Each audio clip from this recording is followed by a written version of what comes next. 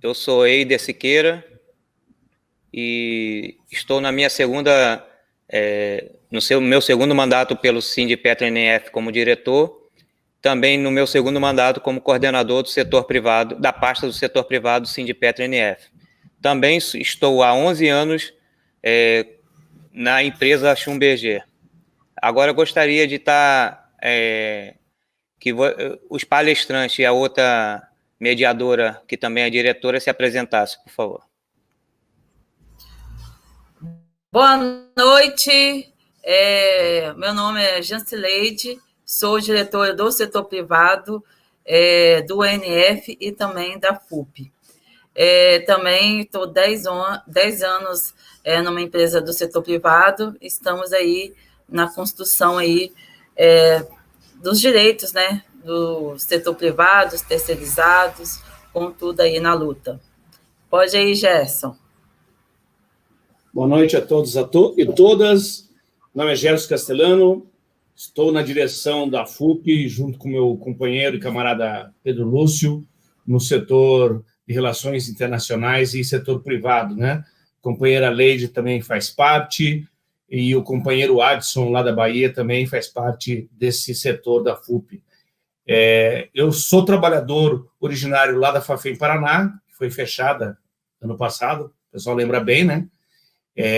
Mas a gente continua na luta aí para fortalecer, nesse momento, o setor privado, que cada vez vai ficar maior nesse país. Vai lá, Pedro. Bom, eu sou Pedro Lúcio, eu sou secretário-geral do Sindicato dos Petroleiros do Estado do Rio Grande do Norte, nessa gestão eleita nesse ano, 2021, e também faço parte da direção atual da Federação Única dos Petroleiros no setor privado de relações internacionais, junto com o camarada Castellano. E realmente, como o Castellano falou, nós estamos passando por um momento muito turbulento da política nacional, e isso reflete diretamente dentro do setor petrolífero, especialmente dentro do setor privado. Os desafios são novos, é preciso saídas alternativas novas para que a gente possa enfrentar esse momento de recrudescimento dessa política fascista que a gente está enfrentando no Brasil hoje. E esse é o grande desafio que que esse momento vai exigir de nós. Olá a todos e todas, eu sou Carlos Takashi, sou economista e assessor, né, técnico do Diese na subseção do Sindipetro NF. E aí estou hoje aqui para contribuir aí com essas questões relativas ao perfil e os desafios do setor privado.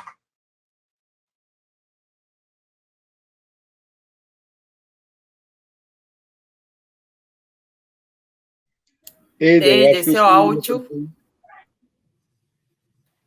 Obrigado.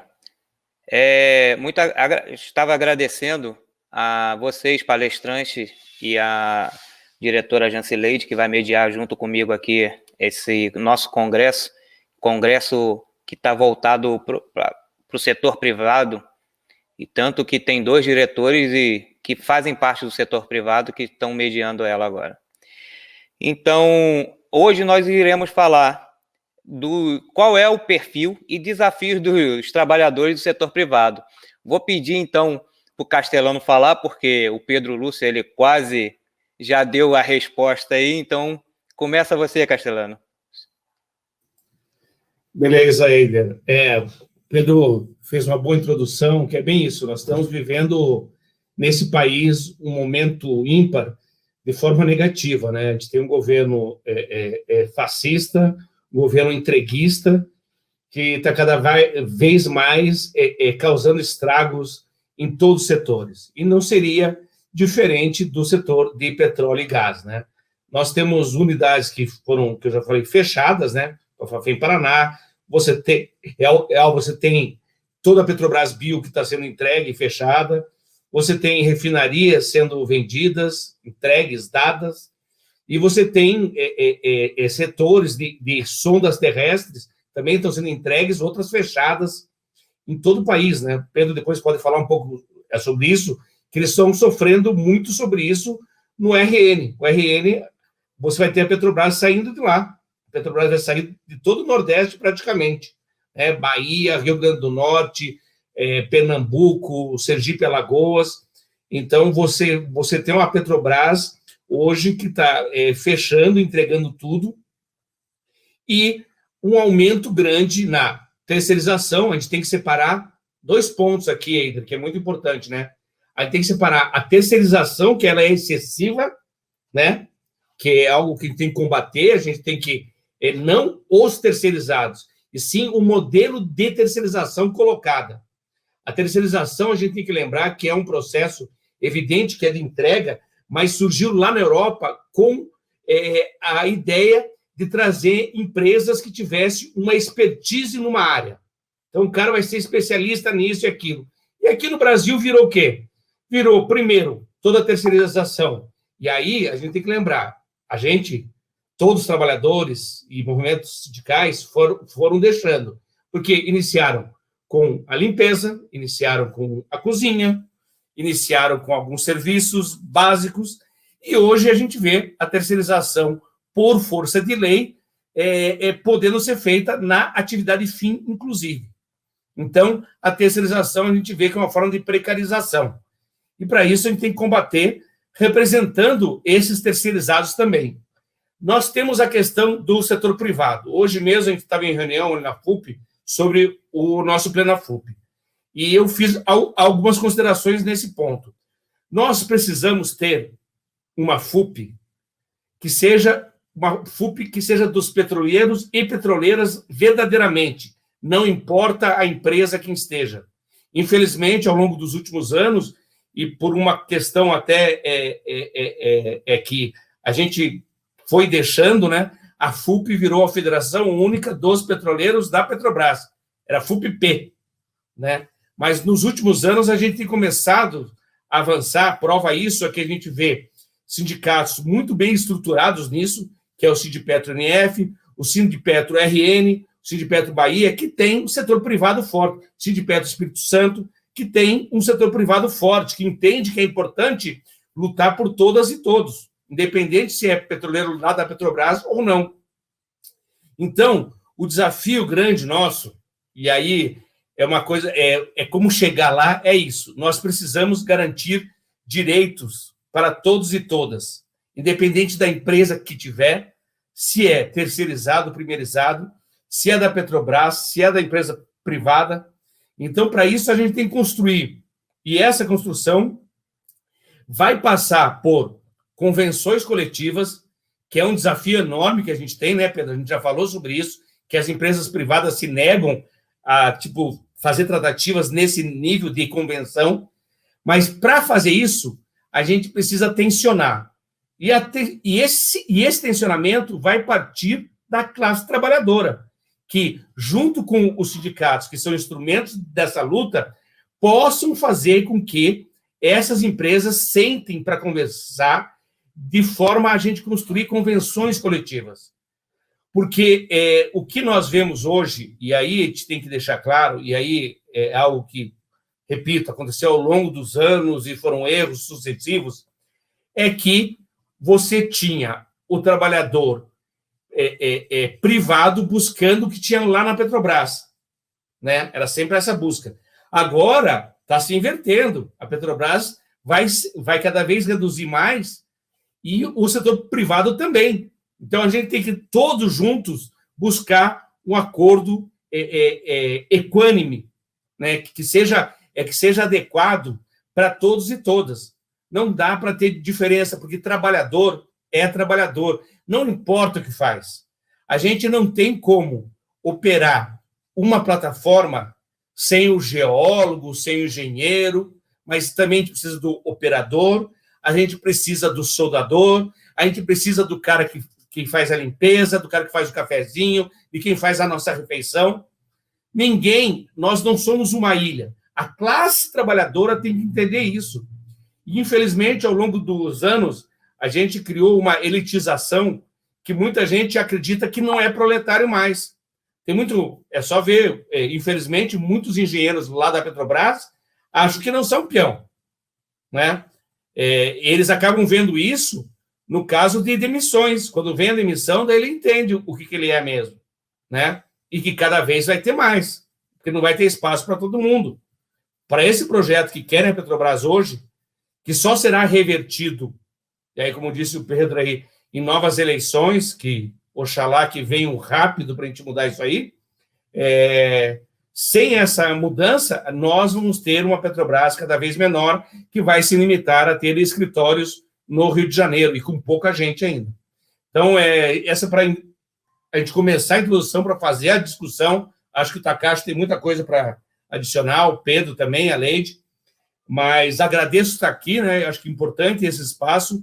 O Sindipetro NF, ele é um Sindipetro de vanguarda nisso, de discutir muito seriamente o setor privado, e até porque é onde estão a maioria das grandes empresas desse setor. Muito obrigado, Gerson. Agora, deixar para o Takashi, ou você quer falar também, Pedro, antes do Takashi? Porque ele vai apresentar dados. Gostaria de falar primeiro? Não, eu posso falar logo, então, e aí a gente passa para o Takashi, pode ser assim? Pode. Até porque a gente sabe, né? Contra fatos não há argumento. E o Takashi vai vir com fatos.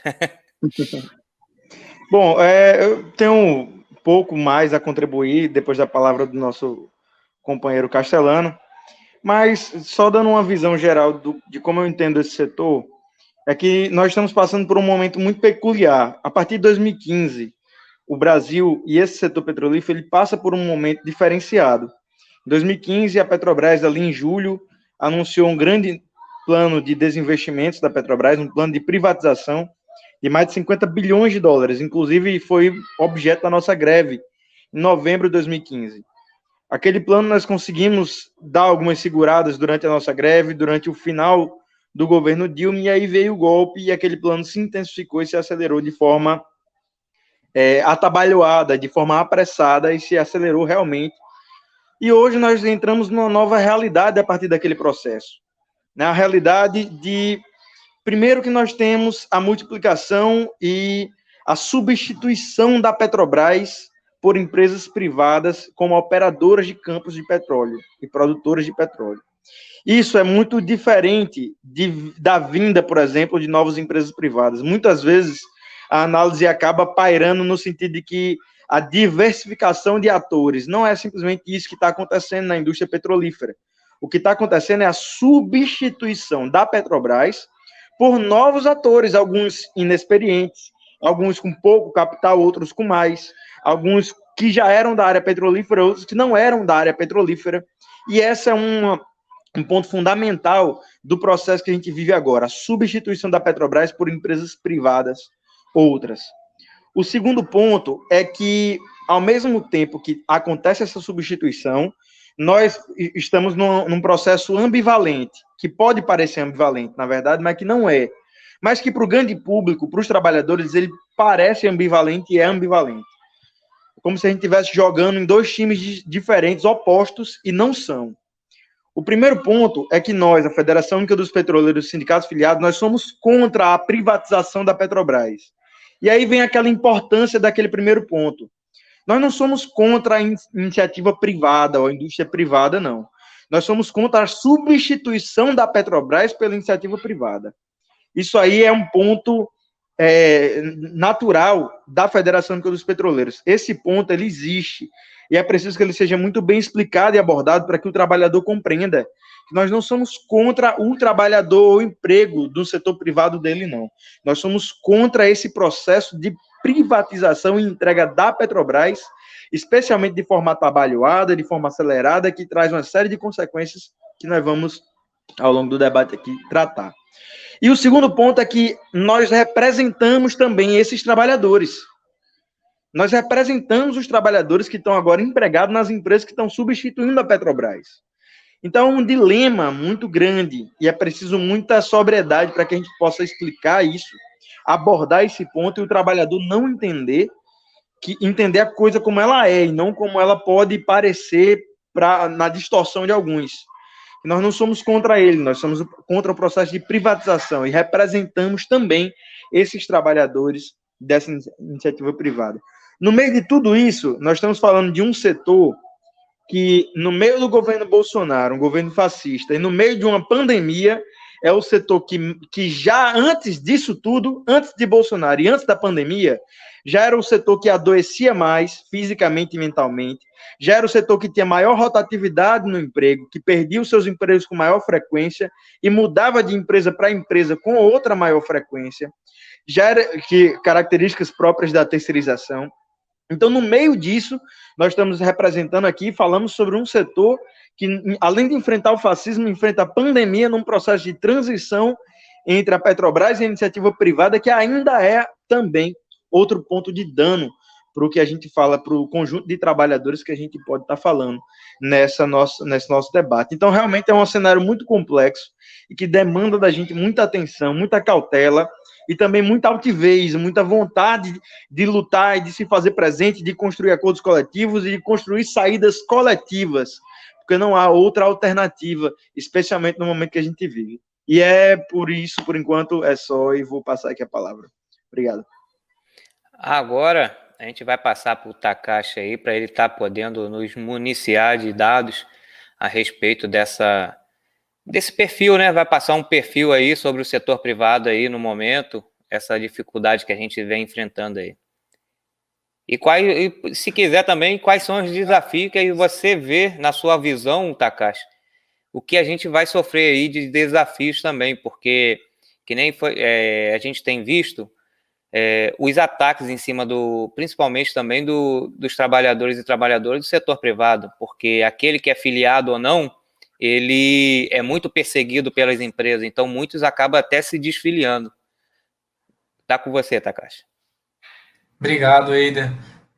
Na realidade, eu vou aqui fazer uma apresentação, compartilhar, e vou pegar um pouco o gancho, tanto do Castellano quanto do Pedro Lúcio. Eu acho que cada um deles tocou num ponto que é a contribuição principal que eu vou aprofundar um pouco e trazer, que por um lado, essa questão da terceirização, né, o avanço da terceirização, e, por outro, a substituição da Petrobras por outras operadoras.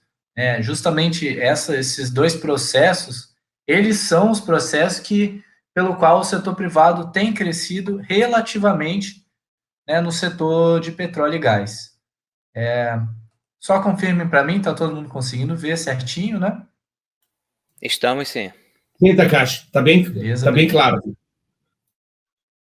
Beleza, obrigado, Eider. Essa é uma apresentação que eu fiz junto com o Cloviomar, que também do Diese, na subseção da FUP, né? Ele me ajudou aqui com alguns materiais, e eu selecionei um pouco, assim, mais para trazer o histórico, né, e um pouco desse processo aí do crescimento, que eu digo aqui, relativo do setor privado, e vocês já vão entender aqui por que eu estou falando crescimento relativo, né? Bem rapidamente, aqui não preciso voltar tanto, mas a história, né, do setor de petróleo e gás no Brasil, ela se confunde um pouco com a história da Petrobras, né? Até então, né?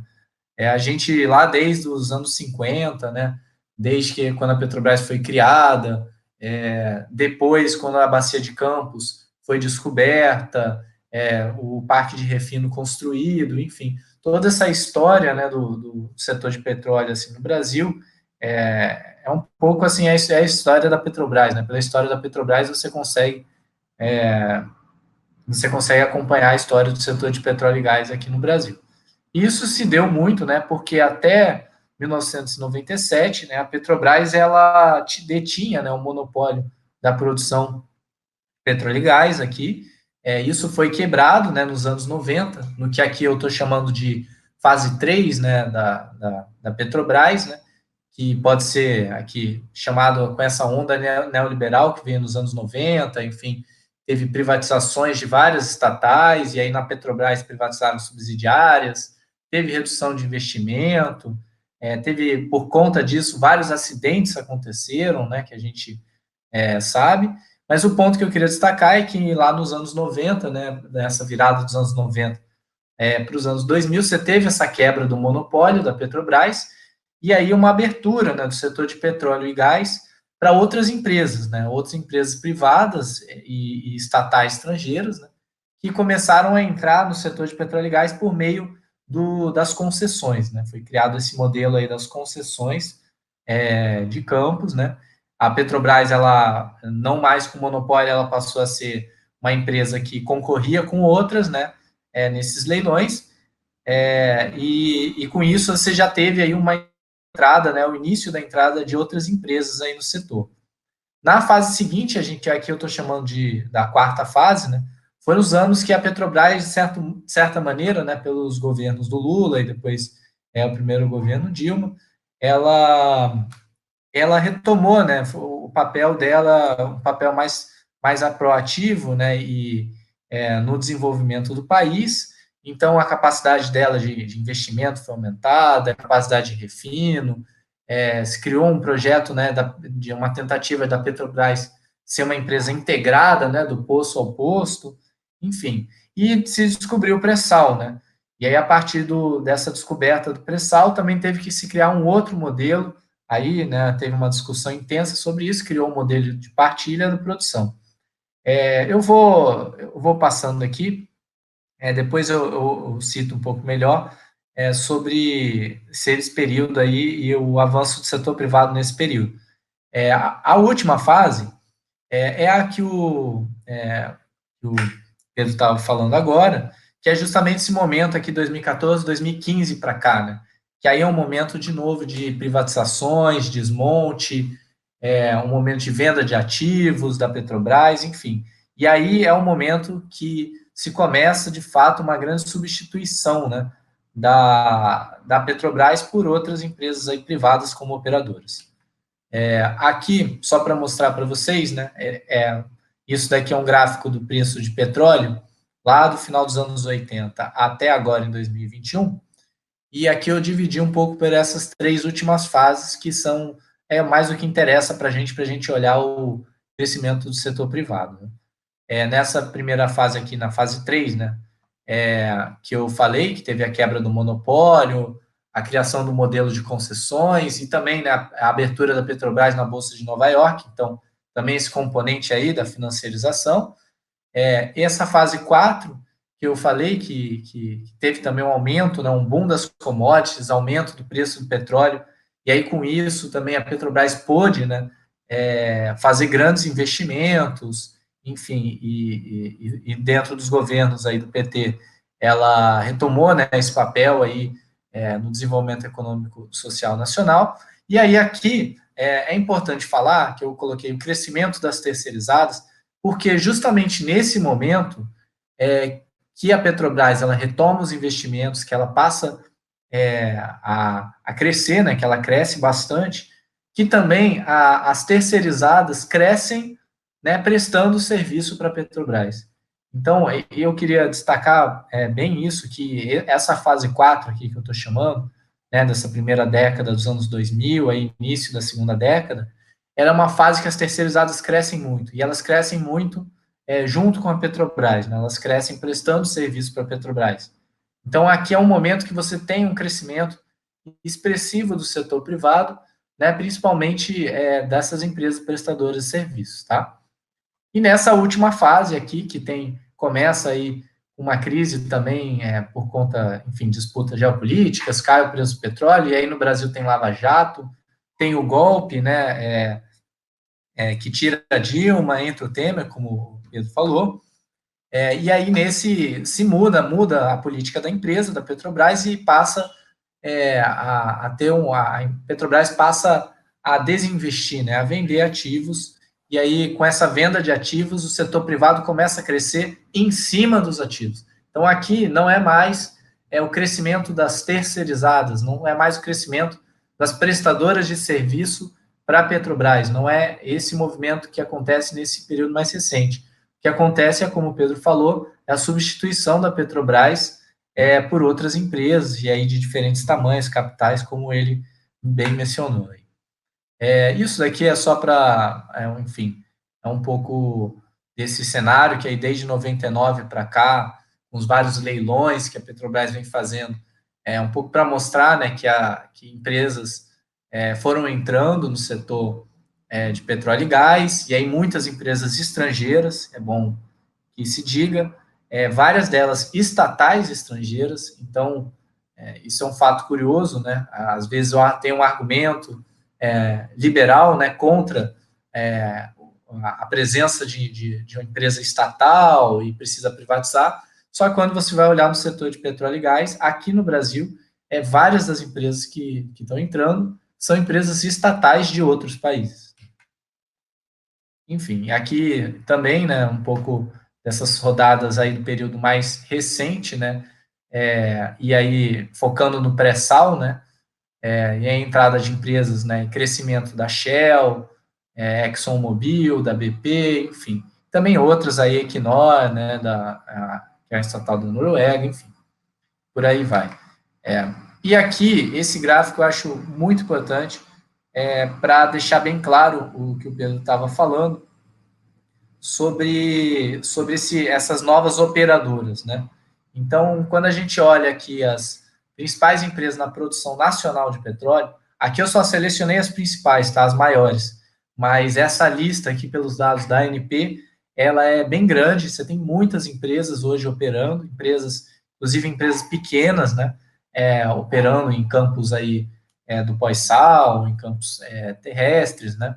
Então, aqui eu selecionei só as maiores, mas para mostrar que justamente aí de 2014 para cá, ou seja, nesse último período aí, você tem uma queda da participação da Petrobras na produção de petróleo, tá? Ela produzia ali 90% do petróleo no país em 2013, hoje está em 74%, ainda é a maior, e diga-se de passagem, aumentou a produção, né? Então, ao longo desse período, a Petrobras aumentou a produção, mas ela perdeu participação, né?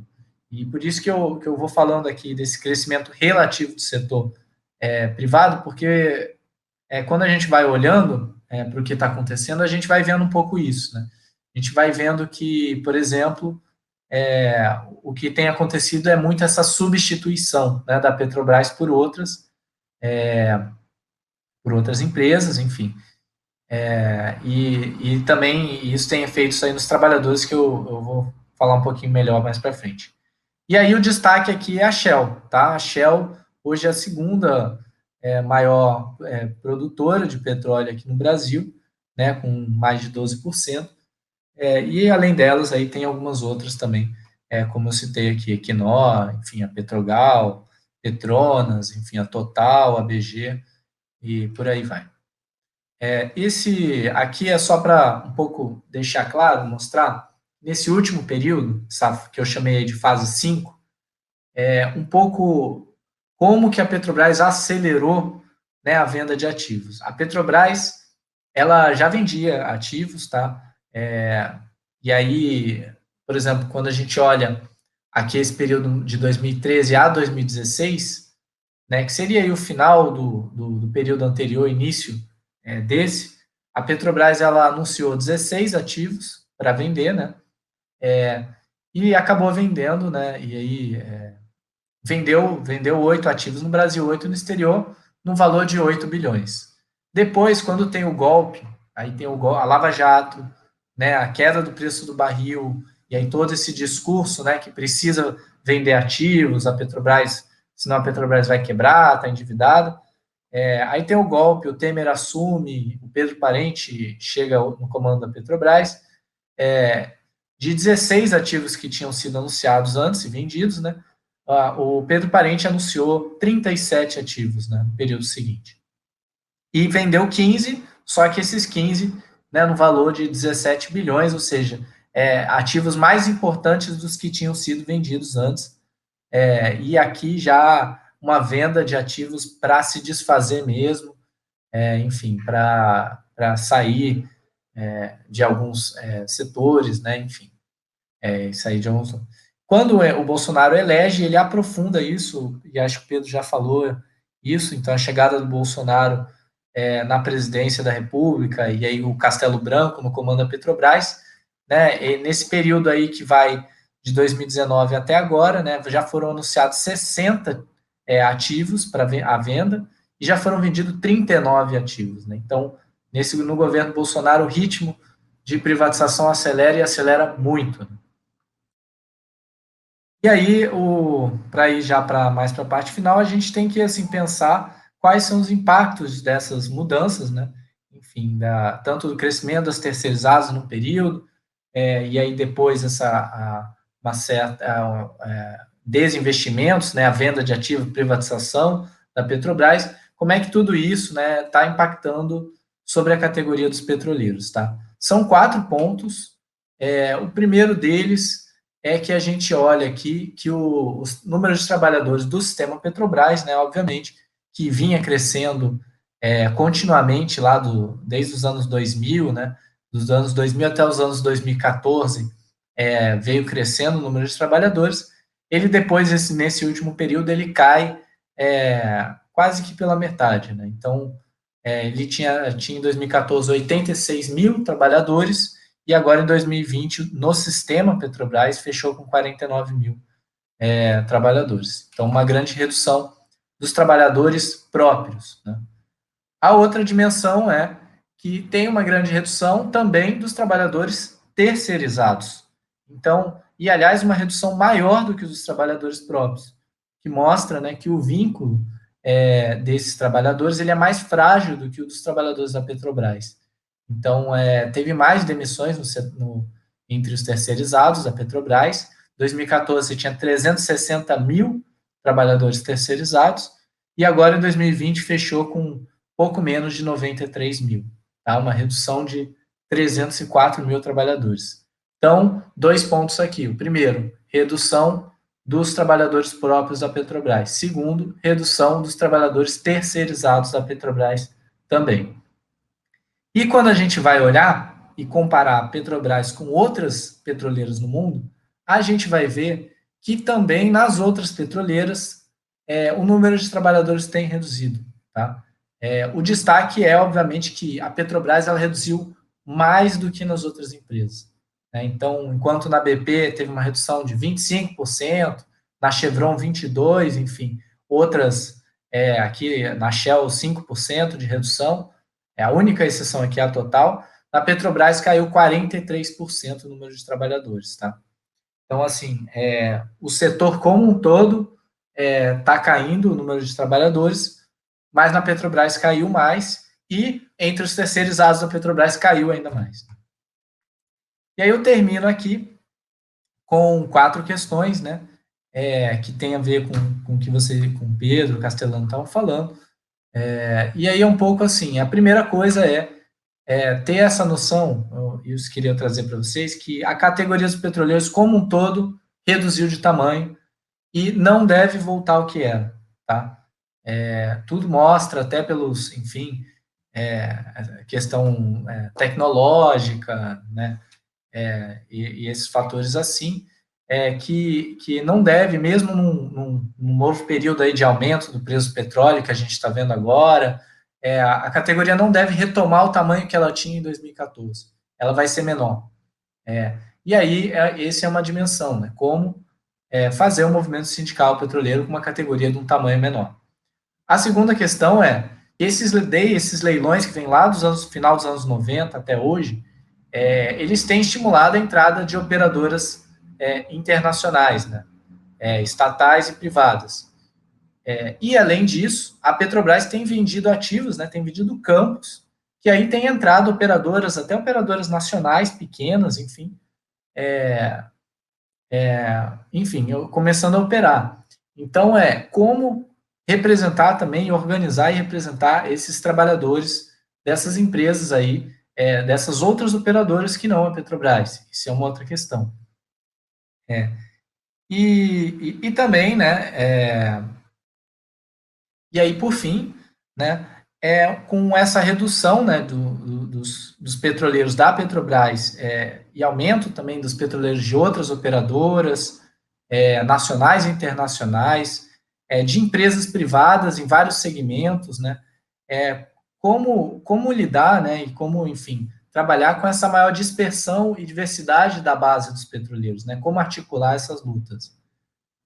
Isso eu acho que é um pouco desse cenário aí da mudança, né, do setor de petróleo, enfim, que tem um crescimento aí relativo do setor privado, porque eu disse relativo porque a base de trabalhadores enfim, reduziu, né, e deve ter um tamanho menor, só que agora, em vez dela ser muito concentrada, né, assim, ter a Petrobras e depois a Petrobras e as terceirizadas, agora ela tem a Petrobras, várias outras empresas aí que estão substituindo a Petrobras, e várias também terceirizadas que estão prestando serviço para a Petrobras e para as outras operadoras estatais ou privadas, enfim, que estão no setor de petróleo e gás. Acho que era isso, obrigado. Passo aí a palavra. Muito obrigado, Takashi. Agora, já municiada de dados e das falas, a nossa diretora Jancileide, mais conhecida como Leide, e para nós, diretores, internamente, a nossa Dilma. Tá com você, Leide. É isso mesmo, gente. Grandes conhecimento dessa troca de informações que temos aqui, né? Os dados do Takashi, as informações aí do Castelano, do Pedro, né? Sempre bem-vinda, né? Para nessa construção que temos, né? Aqui dentro do Sindipetro NF, dentro da FUP. Hoje em dia, né? Infelizmente, estamos vivendo esse colapso, né? A pandemia, o que vai ser depois pós-pandemia, né? Onde os trabalhadores do petróleo do setor privado não está tendo nenhuma estabilidade, vivem uma precarização do trabalho, né? E além das perdas de direitos desde a reforma trabalhista em 2017, né? A gente, depois nessa pós-pandemia, vamos ter, né, diversos desafios, como o Gerson, Takashi e Pedro falou aí. Eu tenho uma pergunta agora para o Castelano, né? Ele tem participado de vários fóruns internacional, industrial, a TUED, né? Eu queria saber mais o que está sendo discutido lá sobre os trabalhadores pós-pandemia, home office, né? Você podia fazer um resumo aí para a gente, bem rapidinho, né? Obrigada aí. Obrigado, Leide. Primeiro, Takashi, muito boa apresentação, acho que conta fatos, né? Como disse o Eider, né? Aquilo ali é papel, mostra claramente os números, eles não mentem, mostram a precarização que a gente está vivendo, né? Então, Leide, acho que você fez uma boa chamada, né? A gente está na mesma secretaria e eu acabei assumindo uma vaga lá na Industrial Brasil e estou participando de várias reuniões aí, acho que é até importante, até o Pedro tinha falado, mas é importante algumas reuniões que são amplas, vocês participarem juntos, porque ajuda muito a gente a entender o mundo como está acontecendo, né? E não é muito diferente, Leide, Pedro, Eider, Carlos, Takashi, do que acontece aqui no Brasil, né? Você pega a pandemia que veio para acelerar um processo de quarta revolução, né? Ou quinta, sei lá, tem várias vertentes sobre isso, de precarização, né? Mais ainda. Então, o home office, até esses dias eu estava conversando, o home office faz com que a gente trabalhe muito mais. É só ver nós, né? Dirigentes sindicais, muita gente não acredita, mas às vezes a gente está em reunião de manhã, tarde, noite, né? Toda hora tem reunião, a gente está fazendo. Eu sigo muito o Pedro ali no Twitter, né? Eu vejo que ele celebra cada reunião que cai, porque é verdade, porque é muita reunião, porque a gente está sempre disponível, o celular, toda essa tecnologia que veio para ajudar a gente está nos tornando escravo disso. Então, a gente tem que estar à disposição toda hora, todo tempo. Então, isso é o que está acontecendo no mundo como um todo, né? Essa precarização. Evidente que você tem regiões que são mais desenvolvidas, que existe uma proteção maior, que é o caso da Europa, né? A Europa tem uma proteção maior quanto a isso, né? Eles estabelecem muito claramente, países nórdicos principalmente, eles estabelecem, não, eu trabalhei até tal horário, 18 horas eu não trabalho mais, que é o que a gente deveria fazer também, né? Esse papo de você ter que trabalhar toda hora, a gente importou muito dos Estados Unidos, de alguma dessas visões. ultracapitalistas que acham que você tem que estar à disposição o tempo todo. Então, é uma discussão, Leide, que a gente faz muito sobre isso, o mundo faz sobre essa precarização. E aí, e essa questão que é o seguinte, alguns setores podem se dar ao luxo, se é que a gente pode chamar o luxo, de fazer home office. Alguns setores não podem fazer home office, né? Que é aquele pessoal que a gente sempre fala, que são os petroleiros, inclusive, né? Tipo, o pessoal que está lá na Falcão Bauer, que é a empresa onde a Lady atua, pessoal que está lá na Schlumberger, onde o Wader atua, não tem como folgar, né? Tem que embarcar, tem que fazer o seu papel. Então, para isso, esses que podem fazer, né, essa quarentena tem que fazer. Mas no mundo, então, existe uma questão que muitos setores não têm essa proteção. E o principal é esse setor de plataformas. O que é o setor de plataformas? É o pessoal do Rappi, iFood, Uber, etc. e tal. Que é um setor que, primeiro, não tem representação sindical, que é um grande pepino, né? Não tem representação sindical, porque eles querem vender para todo mundo que eles são empresários, mas ele não é empresário, até tem várias ações contra o Uber sobre isso, quais são as relações, etc. e tal. Então, existe uma discussão, Leide, muito forte sobre a questão de plataforma, porque não está longe, e é um risco que a gente corre de nós virarmos petroleiros de plataforma, mas não plataforma de extração de petróleo. Plataforma seguinte, Leide, hoje eu preciso de você, vai lá. Amanhã não, só vou pagar quando eu precisar de você. Então, nós temos que combater isso, né? Então, é uma discussão que se faz no mundo sobre isso. E aí, o principal é organizar os trabalhadores de plataforma, porque o que a gente tem que fazer? Fazer com que eles tenham direitos equivalentes ao que a gente tem, porque senão, em vez deles terem os seus direitos, a gente que vai perder os direitos nossos. Vai virar todo mundo plataforma. Então, é uma discussão que se faz no mundo sobre isso, né?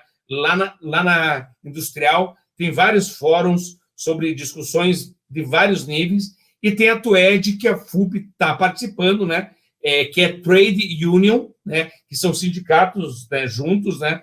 Sindicatos, você tem federações, por Energy and Democracia, pela democracia energética. O que é?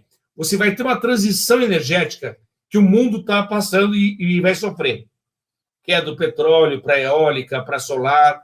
O petróleo ainda vai estar, mas é uma transição, e essa discussão é que isso seja democrático. De nada adianta a discussão que a gente está tendo hoje de você ter, eu vou ter energia solar em casa. Mas será que o cara que está lá no sertão, que tem o sol rachando a pino na cabeça dele, vai ter essa energia? Será que o cara onde vai ter eólica, que tem problemas eólicos, tipo, muito barulho, etc. e tal, para essas pessoas vão ser afetadas? Outra coisa, hidrelétricas, que é o que a gente vive muito aqui, né? Que é uma energia limpa, mas você tem que inundar grandes áreas. E a gente tem os nossos irmãos do MAB, que são atingidos por tipo barragem, que tem que levar em conta. Então, o TUED faz essa discussão mais sobre energia, e a Industrial faz uma discussão de forma sindical, que a gente faz, né, já no sindicato dia a dia, mas olhando o mundo todo. Então, hoje, é muito importante a gente participar disso, porque a gente vê coisas que a gente já superou. Infelizmente, você pega o continente africano, onde a exploração é muito grande ainda, né? No sul da África, norte da África um pouco mais desenvolvido, mas você tem problemas ainda, né? A gente tem problemas também, como eles, mas você pega uma Europa que é mais desenvolvida, você pega toda a América Latina, Caribe, que tem situações muito diversas, é muito ampla, são muito amplas essas discussões. E seria aquela máxima lá de Marx, né? Que você pega os trabalhadores lá do mundo, tem que se unir mesmo. Porque esse fenômeno que a gente passa e eles querem que a gente discuta de forma isolada, né? Opa, vamos discutir com a Petrobras lá no Brasil, com a Petrobras lá na Argentina, e aí cada um trata de uma forma. O ideal seria a gente conseguir, e aí é algo utópico, seria, imagine uma greve geral, internacional, para a gente estabelecer relações verdadeiras. O quão utópico seria isso, né? A gente tem dificuldades para fazer greve geral aqui no Brasil, para fazer numa cidade, imagine no mundo. Mas seria algo utópico, seria algo ideal para a gente estabelecer relações mais sólidas e tipo, mais igualitárias, porque existe muita diferença no mundo e o que eles querem dar para nós é cada vez menos. Eu lembro, só fazendo um parênteses, só para encerrar, uma vez numa discussão, eu não estava lá no sindicato ainda, um companheiro meu falou, na época que foi feita a privatização lá da Ultrafert em 93. O primeiro negociador que chegou para fazer a negociação, chegou falando assim, olha, vamos fazer isso e isso, aquilo. O cara, não, mas vocês estão tirando tudo. O cara chegou e falou, ele foi muito sincero, ele falou, se a gente puder, caso a gente possa trocar a mão de obra de vocês por um prato de comida, a gente vai fazer isso. E é essa a relação. E é essa a relação que eles querem. Esse cara foi transparente. Hoje existe todo um verniz, mas no fundo é isso. Quanto pior as relações, melhor para eles. Entendeu? Esse negócio de ambiência, esse papo todo que a gente ouve, a gente participa de muitas negociações, a gente sabe disso, né? Ede, Leide, Pedro, até postei o Takashi que dá apoio para a gente em várias mesas. A gente vê que existe um verniz por cima disso tudo. Mas, no fundo, é isso. Se eles puderem trocar a nossa mão de obra por um prato de comida, eles assim o farão. Cabe a nós estabelecermos novas relações e, cada vez mais, unir os trabalhadores em torno do que é melhor para eles. Obrigado, Castelano.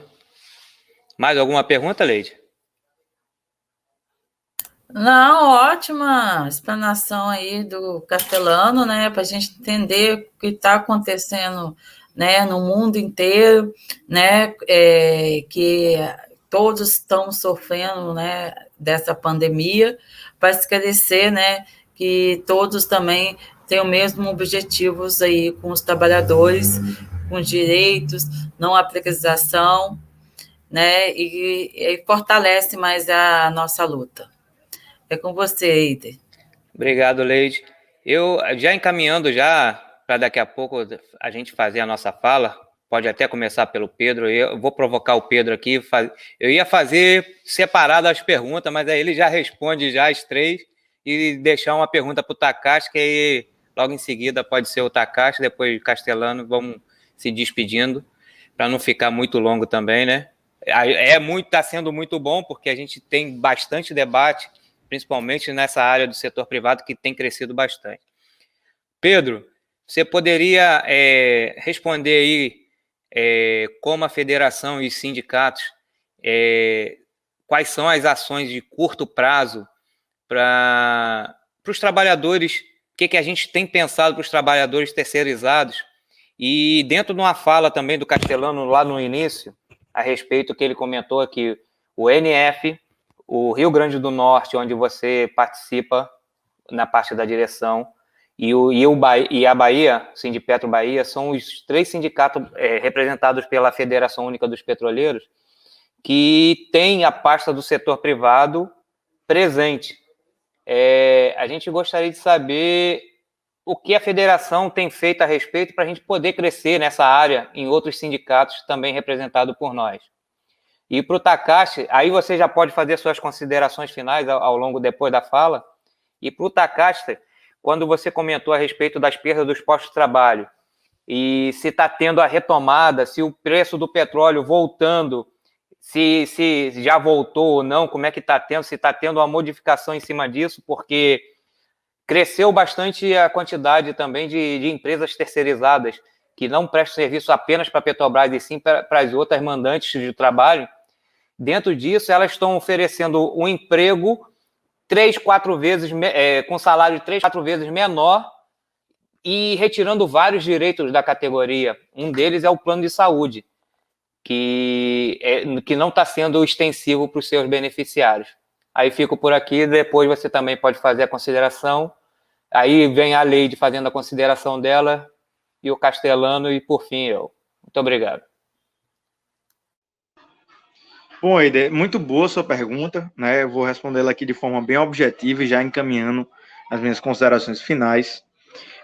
Nós, como a gente está vivendo esse momento singular, e esse momento é claramente percebido, não só quando o Sindipetro NF faz um congresso como esse, ou a Bahia, o Rio Grande do Norte, o Espírito Santo tem a direção do setor privado, mas também nos esforços conjuntos e contínuos que nós temos empreendidos para o setor. Nós estamos hoje, na Federação Única dos Petroleiros, funciona o coletivo do setor privado. Todas as terças-feiras nós nos reunimos. De forma, faça chuva, faça sol, mesmo que alguns dias tenha que antecipar ou reagendar a reunião, mas toda semana a gente se reúne constantemente para fazer o debate sobre o setor privado. E isso tem levado a conquistas significativas, de acordos coletivos ou dependências que às vezes parada, às vezes demorava para andar, nós estamos conseguindo colocar para andar. E estamos conseguindo também chamar a atenção das outras entidades sindicais que fazem parte da Federação Única para se organizarem nesse sentido. Porque, como a gente falou aqui, nós estamos lutando contra esse processo de destruição da Petrobras. Mas também a realidade que o setor privado está crescendo. E isso não é uma realidade só desses 4 estados que a gente cita, mas é uma realidade do cenário petrolífero brasileiro como um todo.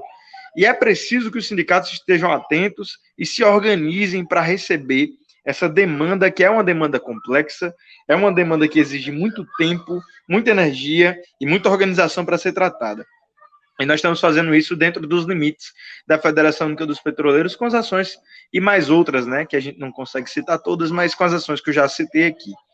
E para finalizar, realmente, eu quero parabenizar aqui, especialmente os dirigentes do Sindipetro NF, né, o Eider e a Leide, parabenizar o Takashi pela explanação brilhante e completa, não, uma explanação completa, com gráfico, inclusive, Takashi, eu queria que você mandasse depois para mim essa apresentação, né, a gente tem que sempre estudar isso, e por mais que a gente acabou se alinhando, né, a gente não conversou antes, mas na fala a gente acabou se alinhando, e eu vou, com certeza, vou estar estudando esse material que você traz para a gente, riquíssimo material.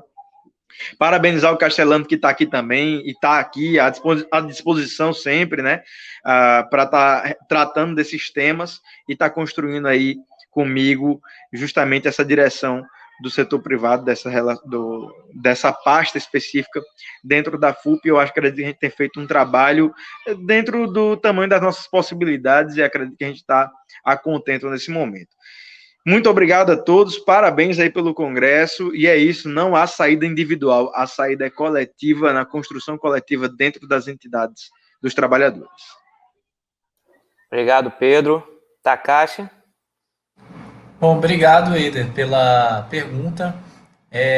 Como eu tinha falado, né, a gente está agora no momento aí de ascensão do preço do barril de petróleo, né, que já está acima dos $70 o barril, o Brent, e já tem aí projeções colocando a 80, tem algumas falando que pode chegar a $100, que era aquele patamar mais alto de 2011 a 2013, 14, né, aquele um pouco antes daquela crise de 2014 que fez o preço do petróleo despencar.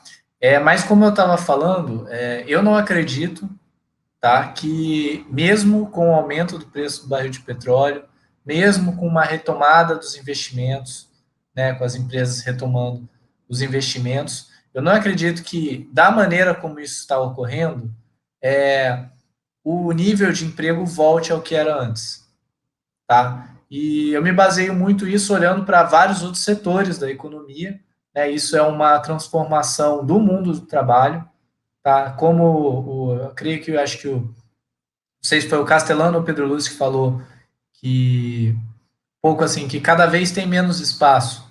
Isso é um pouco a realidade do capitalismo nos nossos tempos, né? Infelizmente, os espaços para você conseguir um emprego, para você ter uma vida boa, para você... Isso tem se estreitado, né? Tem cada vez o mundo tem caminhado, infelizmente, para um mundo que cabe menos gente, um mundo com mais gente, mas com menos espaço para os trabalhadores. Isso é uma realidade muito preocupante, que o movimento sindical como um todo e o movimento sindical petroleiro, enfim, tem que enfrentar, né? E eu acho que é um pouco o que você falou, né, dessas outras empresas que estão entrando no lugar da Petrobras, que elas estão pagando salários menores, oferecendo menos direitos. Aí eu acho que o Castellano foi perfeito quando ele disse que a luta tem que ser por todos os trabalhadores, né, por direito para todos os trabalhadores, né. Não dá para ser uma categoria, né, que fica lutando ali pelos seus próprios direitos, enquanto lá os entregadores por aplicativo estão lá praticamente sem direito nenhum, né? O que vai acontecer se a luta permanecer assim, né, se isso não for mudado, é que quem tem direito vai perder direito, né? E no final todo mundo vai ficar sem direito. Então, eu acho que é um pouco por aí, né? Eu queria agradecer bastante aí ao Eider, Castellano, Pedro Lúcio e a Leide, e a todos os petroleiros e petroleiras. Muito obrigado aí, o Diese se coloca sempre à disposição aí do movimento sindical petroleiro. Muito obrigado, Takashi. Leide, suas considerações? Eu tô até aqui, né? Eu tava assim, não, gente, é pena que tá acabando, né? É tanto conhecimento, né? Tanta construção, né? Que a gente, desafios que temos aí para frente, a vontade de lutar cada dia aumenta mais. A gente, depois desse pós-pandemia, né? Está lutando aí. Eu gosto muito, né? De tudo isso. A gente vai continuar construindo pontes, né, junto com os trabalhadores, e deixar um recado, assim, para os trabalhadores, que em 2022 a gente pensa em cada voto nosso, né, que colocamos lá no Congresso trabalhadores, né, na Câmara Estadual, né, de cada cidade, está ali um trabalhador que é a sua voz, o seu representante. Esse é o meu recado, né, quem está assistindo essa live, dá um like, né? Deixa o seu comentário aí, né, para a gente, alguma pergunta, que assim que puder, vamos estar respondendo todos e todas aí. Obrigado, Castellano, mais uma vez, Takashi, Pedro Lúcio, e aí daí, né, e todo mundo aqui também do Sindipetro NF, né, o Tiago, que está ajudando aqui na live, importante, né, e agradeço todo mundo aí, tá? Grande abraço e se cuidem. Agora com você, Castellano, para finalizar, está com você a palavra. Obrigado, Eider. Gostei muito da última fala que fez a Leide. Eu penso que é fundamental o nosso voto em 2022, e é bem isso. A gente tem que votar em quem representa-nos mesmo. Infelizmente, hoje a gente vê uma bancada enorme de agronegócio, de bala, de Bíblia, etc. e tal, que não representam os interesses de todos os trabalhadores, né? E para isso, para a gente mudar isso, realmente tem que votar em quem nos representa verdadeiramente. Agradeço esse espaço aqui. Todo o NF está de parabéns. O Tiago, que fez o trabalho aí para fazer essa gravação acontecer, a todos os funcionários e principalmente a todos os trabalhadores que vão estar ouvindo a gente, né, que estão ouvindo-nos agora. Vocês tenham certeza que o nosso papel dentro da FUP, né, na FUP está eu, o Pedro Lúcio, a Leide, o Adson, que é lá da Bahia, o NF tem o Eider e a Leide, que são guerreiros incansáveis em buscar melhorias para todos e todas. Eu sempre tenho uma visão mais utópica sobre isso, né? Eu penso que não basta só a gente resolver o problema dos petroleiros, independente se é do setor privado, se é do setor da Petrobras, se é terceirizado, a gente tem que resolver o problema de todos os trabalhadores. Não tem como a gente aceitar um país como o nosso, que um coletor de lixo ganha, às vezes, 20 vezes menos que um cara que trabalha num banco, independente da posição, porque todos são necessários, todos são importantes, todos, né? Quem vai fazer a limpeza, quem vai, o médico que vai tratar, o dentista, todos têm a sua importância. Fiquemos um dia não, vou exagerar, uma semana sem coleta de lixo. Veja como é que vai ficar a sociedade, né? Então, nós temos que pensar isso. Todos e todas são importantes nessa grande engrenagem que é a sociedade, que é o mundo. Então, nós não podemos, como trabalhadores, principalmente como dirigentes sindicais, aceitarmos essas diferenças. Então, para isso, a gente tem que mudar. Nosso espaço dentro da FUP é mudar para os trabalhadores do setor de petróleo e gás. Sejam eles terceirizados, sejam eles do setor privado, sejam eles da Petrobras. Não tem distinção, né? Mas o ideal seria a gente trabalhar por uma sociedade mais igualitária e justa, mas passa pelo que a Leide colocou. Votar direito em 2022. E, mais uma vez, deixo aqui o meu grande abraço a todos e todas, e falando que a FUP representa todos e todas, independentemente de empresa em que atue, independentemente de sexo, religião, posição política, a gente representa todos os trabalhadores e todas as trabalhadoras do setor de petróleo e gás desse país. Juntos somos muito mais fortes e assim a gente vai conseguir mudar essa realidade que hoje está difícil, mas a gente vai fazer ela ficar melhor. Um abraço a todos e todas. Muito obrigado, Castellano. Agora eu vou finalizar em cima dessa sua fala. A gente representa todas e todos nesse setor que cresce cada vez mais. Para isso, eu gostaria de deixar aqui evidenciado que o Sindipetro NF, para buscar representá-los, porque a gente foi apresentado aqui dados muito em cima da Petrobras e das empresas que a gente representa, que o NF representa muito 23 empresas hoje dentro da nossa região. E, em cima disso, a gente tem sido bastante procurado por empresas a qual a gente não representa legalmente. E sabemos que está para cair a qualquer momento, mas isso já está há mais de 2 anos tramitando na Justiça, e a Justiça é lenta. E, pensando nisso, o Sindipetro NF está buscando construir, que já está no forno, aí, uma associação com a cara do setor privado, buscando aí o setor privado representar todas e todos dentro disso, conforme você terminou a sua fala aí. E deixar bem claro que o Congresso, por mais que tenha aqui o pessoal da Federação e o INF, o Congresso é em conjunto com o Sindipetro Caxias, tá? E deixar aí a nossa solidariedade, amizade, respeito por todas e todos, e em parceria com todos representados pela Federação Única do Petroleiro. Agradecer ao Castellano, o Pedro, o Takashi e a Leide que disponibilizaram um tempo para a gente estar podendo fazer esse congresso acontecer aí, porque a categoria anseia e tem sede de dados, como o Takashi apresentou, e de nossas falas. Também que a gente aqui falou muito de privatização, só que a gente não é contra da privatização, a gente não está falando apenas da privatização da Petrobras. Eu sou contra todas as privatizações, porque ela chegando, seja ela em qual ramo que for, energia, petróleo, gás, limpeza, a gente passa por muita precarização do trabalho, dos direitos. Então, a gente tira pela Vale. A Vale, quando foi privatizada, agora a gente está colhendo o fruto da privatização com aquele acidente de Brumadinho. E a gente vai esperar isso?